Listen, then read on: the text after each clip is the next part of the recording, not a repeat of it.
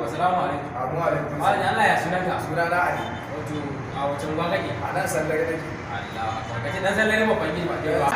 Tambaya da shine wani kamfani ne na sutura da aka rubuce siya ko ka siyo matarka ko yaranka?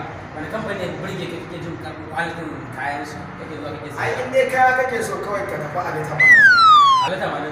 Ana kamfani ina yake? Ai a nan cikin kasuwar kwai yake. To haka ne Allah ya kiyaye. Assalamu alaikum. Wa alaikum salam. Wala da Allah ko zaka iya ga mana sunanka? Sunana Muji, kin Muji. To muji da Allah daga wacan gwa.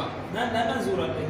Oh to irin sai wannan sitirar da kake sa ko a tamfar kake so yan matanka ko matanka da Allah ina kake wani kamfani ne kake da shi kake da Matan dai dan ina da mata uku kuma gaskiya ina sayayya ne a kasuwar Kwari. Nan babban kamfani na Alhaji Awali Banda ku. Alhaji Awali Banda ku.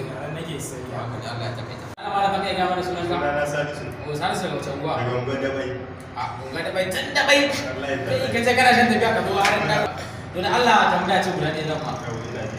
Yawwa irin suturin da kake siya ko kake siya iyalinka ko ƴaƴanka haka wani na sadaka na dure manya da ma an san da wani Allah wani kamfani ne ko burge ka kake zuwa kake sayayya wanda kwalitin sai ma da sauransu Ai kamfani in dai wuce Alhaji Dubuja Najeriya Limited.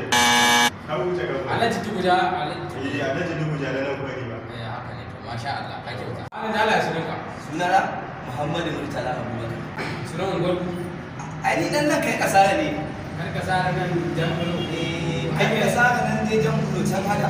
to duk da dai ma dai gashi na ganka da tambo a hannu a tambobi ma'ana ka ma saba sai yayi rubuwa kenan A yanzu ma na iyali na ne nan da kake to gani. da Allah ka iya gaya mana kamfanin da kake wannan sai wani kamfani ne kai da kwalitin sa da sauransu Ai kamfani ɗaya ne a Najeriya da baki ɗaya a garin Kano. Kwaya ɗaya ne tak. wanne kenan Alhaji Nura Mai Damas Investment Nigeria Limited.